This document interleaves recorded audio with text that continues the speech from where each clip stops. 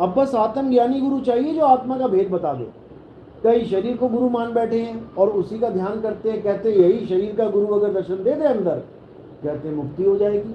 कभी नहीं होने वाली। वो तो तुम्हें बाहर ही दर्शन हो रहे हैं, जो तुम्हें बाहर हो रहे हैं वही तुम्हें अंदर हो जाएंगे। जब बाहर के दर्शन करके तुम मुक्त नहीं हो पाए तो अंदर के दर्शन करके कैसे मुक्त हो जाओगे? और जबकि साहिब कह रहे हैं जो पिंडे सो ब्रह्मांडे। जब पिंड के दर्शन करके नहीं मुक्त हो पा रहे तो ब्रह्मांड में दर्शन क्या करोगे? तब भी मुक्ति नहीं मिलेगी। तो इसलिए साहिब ने बोला ना मैं पिंड में, ना मैं अंड में, ना ब्रह्मांड आकाश में। कर दिया निबेड़ा।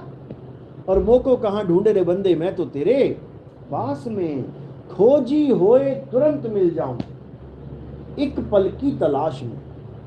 कहते गुरु मिल गया, एक पल में सहन मिल जाएगी। एक पल में तुम्हें पता लग जाएगा कि मेरा मालिक बैठा कहाँ है, मेरा परमात्मा है कहाँ। और है भी वो हमसे दूर नहीं है, वो हमारे अंग संग है। हम लोग जानते भी हैं, कहते भी हैं कि परमात्मा अंग संग है। अंग संग का मतलब तो समझ लो। अंग संग का मतलब ये नहीं कि तुम कहीं और जाओगे परमात्मा को ढूंढने के लिए। अंग संग का मतलब है जैसे ये माला है मेरे अंग के संग है, अब इसको ढूंढने में बाहर जाऊं तो इससे बड़ा बेवकूफ कोई नहीं होगा। यानी मेरे अंग के संग है, जुड़ा हुआ है वो बिल्कुल मुझसे, लेकिन मुझे पता ही नहीं है। अब वो कहाँ है अंग के संग? अंग तो उंगली भी है, अंग तो अंगूठा भी है, अंग तो बाजू भी है, अंग तो कंधा भी है।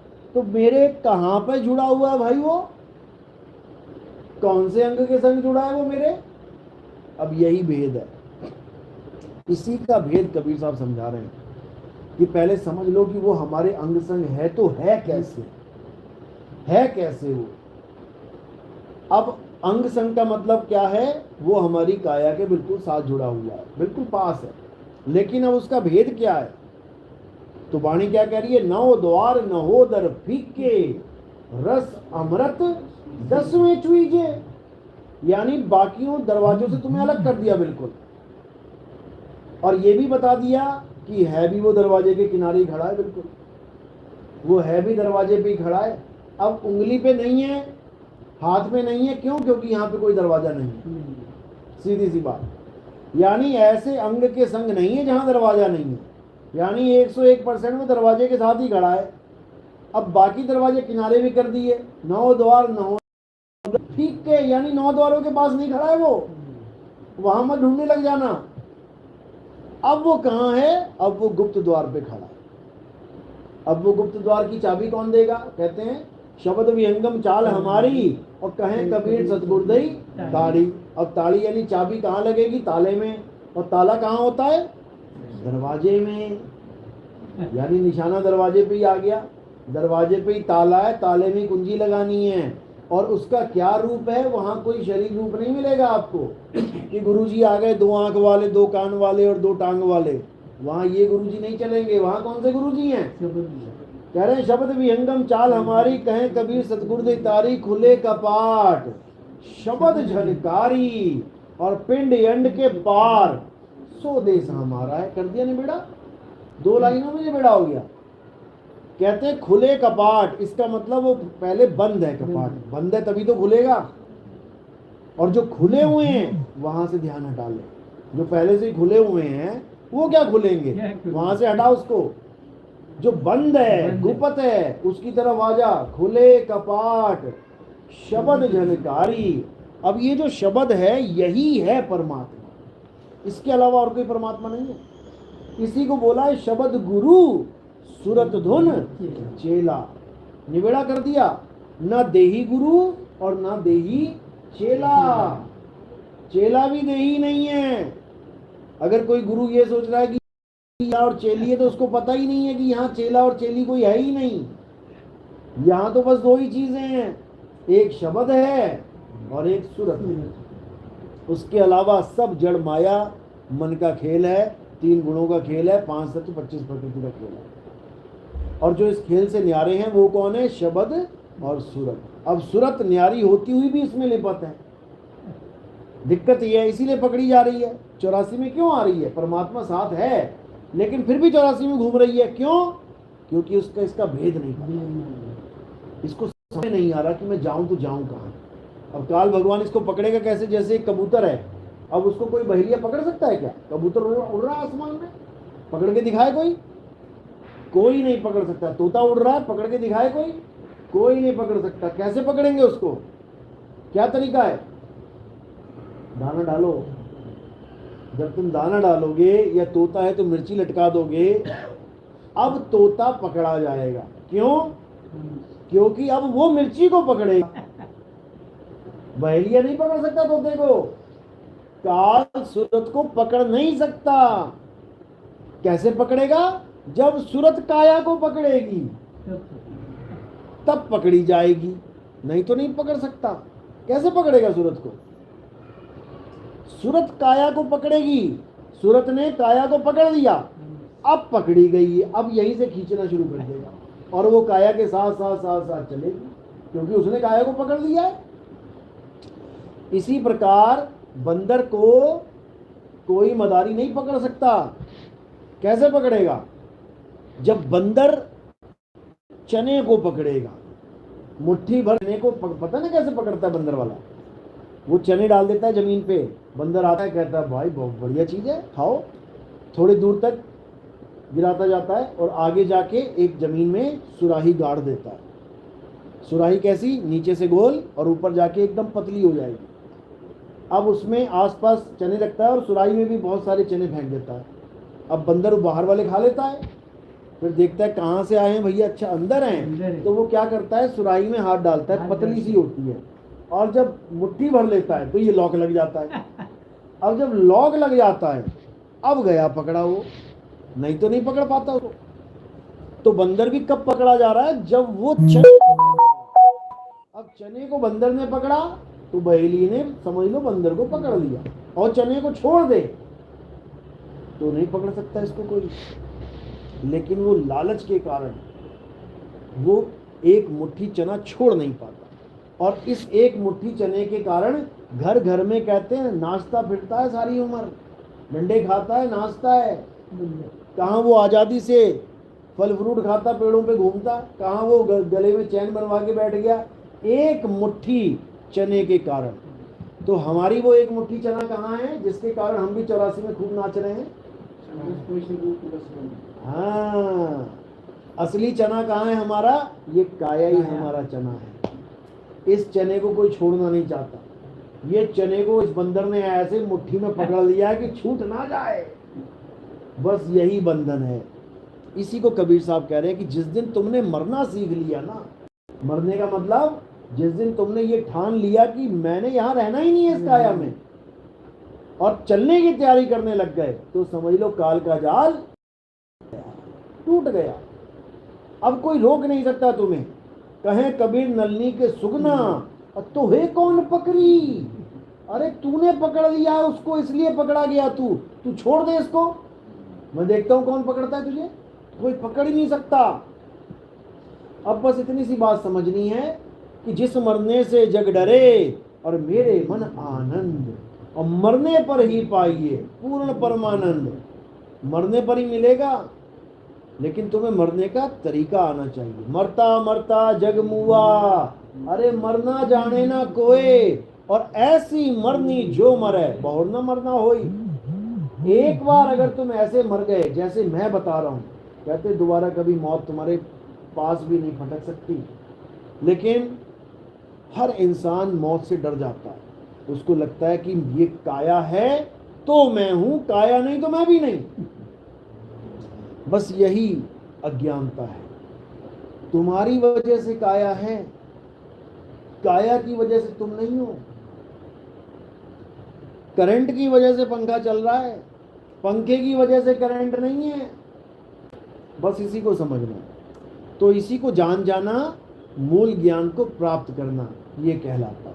तो इसी मूल ज्ञान को सारे संसार में जितने भी ऋषि मुनि हैं वो तो नहीं समझ पाए, लेकिन जितने भी संत महात्मा हैं वो जान गए। ऋषि मुनियों में और संतों में फर्क होता है। ऋषि मुनि कौन होते हैं? जो जप तप व्रत, जैसे ये कई बाबा देखोगे आप यूट्यूब में, राधे राधे जपो बेटा, राधे राधे जपो। ये कौन है ये लोग? ये कोई संत नहीं है। संत नहीं है ये कौन है? ये जपी महाराज हैं। इनके नाम के आगे लग जाएगा 108, 1008 जपी महाराज, इतनी बार मंत्र सिद्ध कर लिए, इतनी बार ये कर लिया, वो कर लिया। ये संतों की श्रेणी में नहीं आते।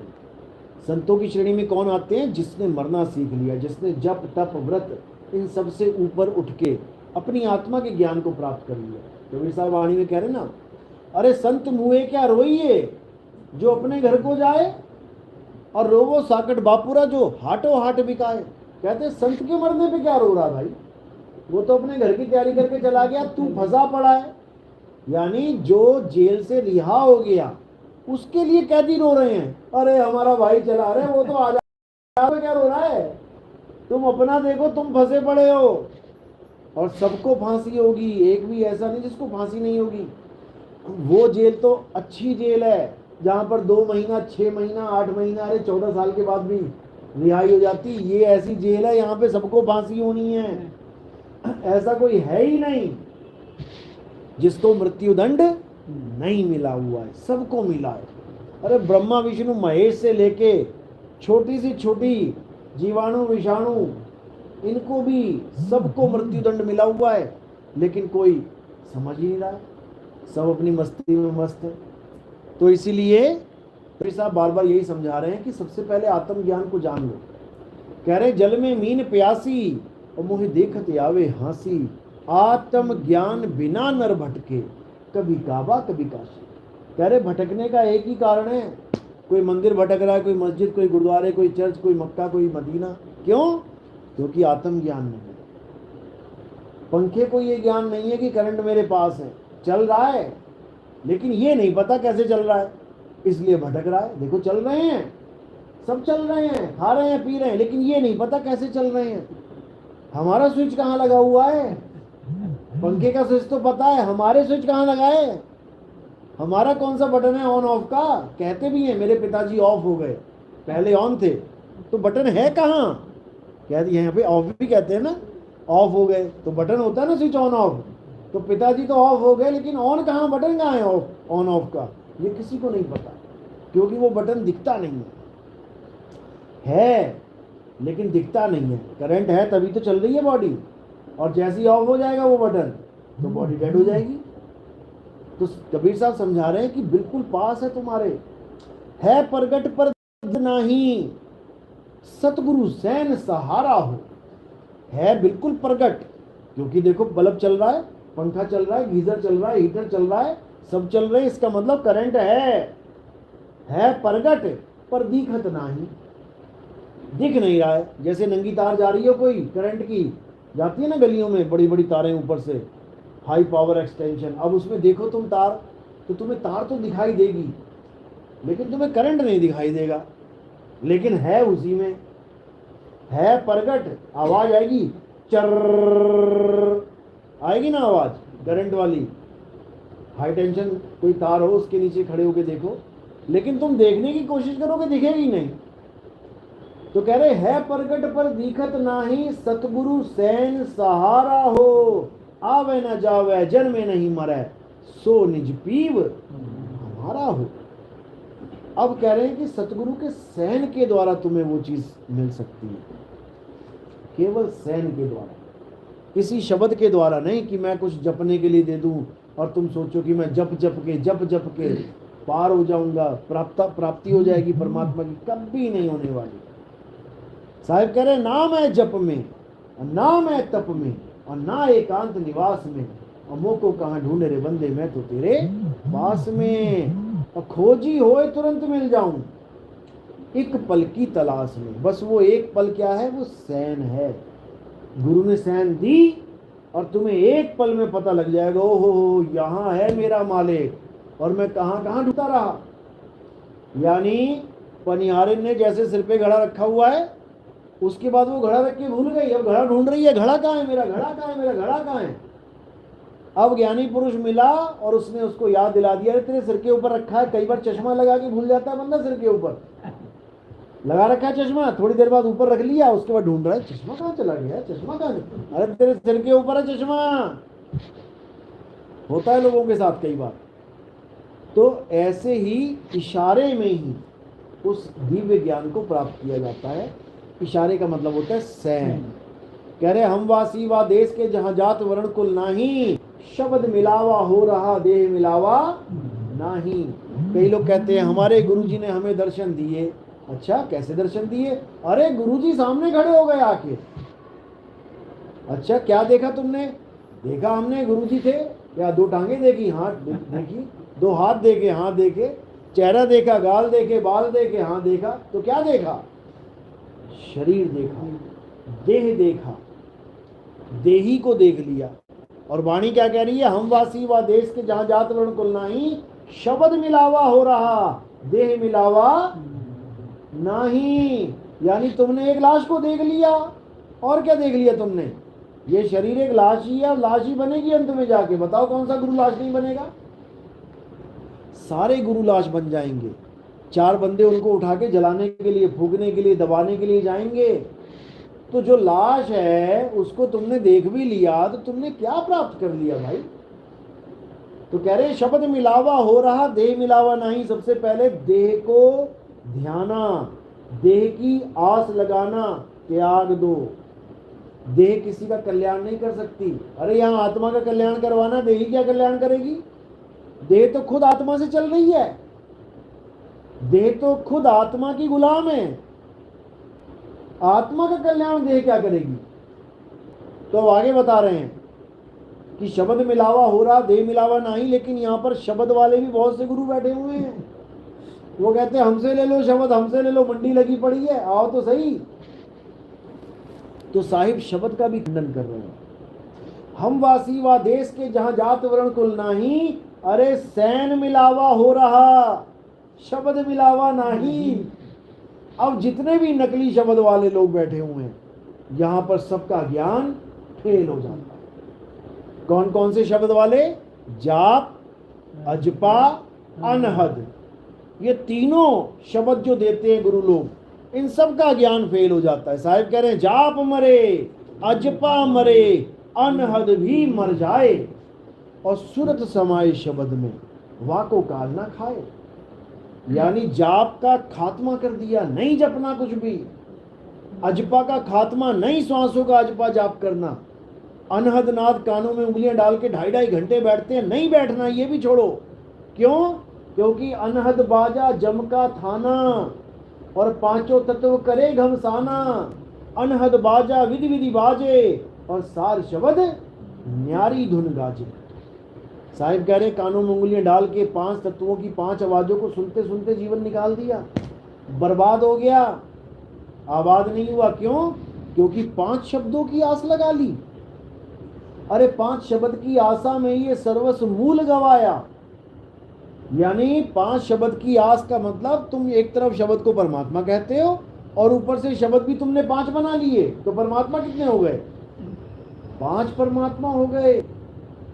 परमात्मा 5 हो गए। तो परमात्मा 5 नहीं है। 5 कौन है? अरे 5 शब्द और 5 मुद्रा, सोई निश्चय जाना, किसके आगे पुरुष पुरातन, किसकी खबर न जाना। परम पुरुष धर अधर तार हैं, और अधर तार के आगे, अरे उसके आगे कौन बताए, सभी शब्द में पागे। कह रहे सभी फंस गए शब्दों में ही। इसलिए साहिब ने शब्द का भी खंडन कर डाला और सैन के द्वारा शब्द देने की बात करी कि सैन के द्वारा देंगे तुम्हें शब्द, क्योंकि शब्द कोई लेने देने की चीज है ही नहीं। शब्द तो प्रगट है प्रगट पर दिखत नहीं। सतगुरु सैन सहारा हो, बस सैन का सहारा मिलेगा, वो प्रगट जो चीज है वो तुम्हारे पास ही है। तो इसी को बोला है कि घट घट मेरा साइया, और सुनी से न कोई, और बलिहारी वा घट की, जिस घट प्रगट होए। प्रगट तो वो है, लेकिन तुम नहीं वहां पहुंच पा रहे। प्रगट तो वो है, तभी तो काया चल रही है।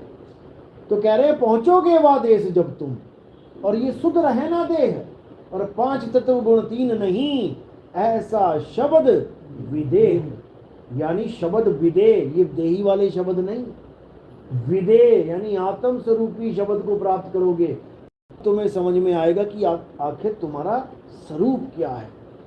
और जब तुम्हें तुम्हारा स्वरूप पता लग जाएगा तब तुम अपने गुरु का स्वरूप जान पाओगे कि मेरे गुरु का स्वरूप क्या है। अरे आज तक तो मैं इसको ही गुरु मानता रहा, आज तक तो मैं शरीर को ही गुरु मानता रहा। अरे मेरा गुरु शब्द है। तो कह रहे हैं जग मर्यादा कारणे गुरु की रामानंद। अरे शब्द हमारा गुरु है और सदा हमारे संग, वो सदा हमारे संग है। चाहे मौत का बिस्तर ही क्यों ना आ जाए, वो तब भी मेरे अंग संग है। दूसरा गुरु तो निकल जाएगा साइड से, किनारे से, लेकिन वो मेरा साथ कभी नहीं छोड़ेगा, क्योंकि वो मेरा असली गुरु है, वो मेरा सच्चा परमात्मा है, परम हितैषी है मेरा वो। तो साहिब यही समझा रहे हैं कि जब लग ना चीनोगे आत्म और तब लग ना मिली है परमात्म। आत्म चीने तो परमात्म चीन्हे, और संत कहावे सोए, और यह भेद काया से न्यारा। बूझे बिरला को, ये काया का खेल ही नहीं है। काया तो एक माध्यम मात्र है। एक आदमी भाषण दे रहा है, माइक और स्पीकर एक माध्यम है अपनी आवाज को लोगों तक पहुंचाने का, और तुम माइक और स्पीकर को ही मान के बैठ जाओ कि यही बोल रहा है, ये स्पीकर ही बोल रहा है। अरे स्पीकर नहीं बोल रहा है, स्पीकर के पीछे खड़ा होकर कोई आदमी माइक से बोल रहा है, उसकी आवाज माइक से निकल रही है। तो इसी प्रकार ये जो माइक है, इसमें से भी जो आवाज निकल रही है वो इसके परे से बोल रहा है, वो बोलनहार कोई और है। अरे चाम के महल में बोलता राम है, और तू राम और चाम को चीन भाई। चाम को मत समझ लेना बोलता राम, चाम तो एक जरिया है, होठ कंठ जीभ तो एक जरिया है अपनी बात समझाने का, लेकिन जो असली स्वरूप है वो इस चाम से न्यारा है। तो इसी को समझना है। बाकी आप सत्संग तो सुन ही रहे हैं। किसी का कोई सवाल हो पूछ सकता है, कोई नया है आज पहली बार जो आए हैं, कोई है ऐसा जो पहली बार आए हैं? सब पुराने हैं? आप आए, कोई सवाल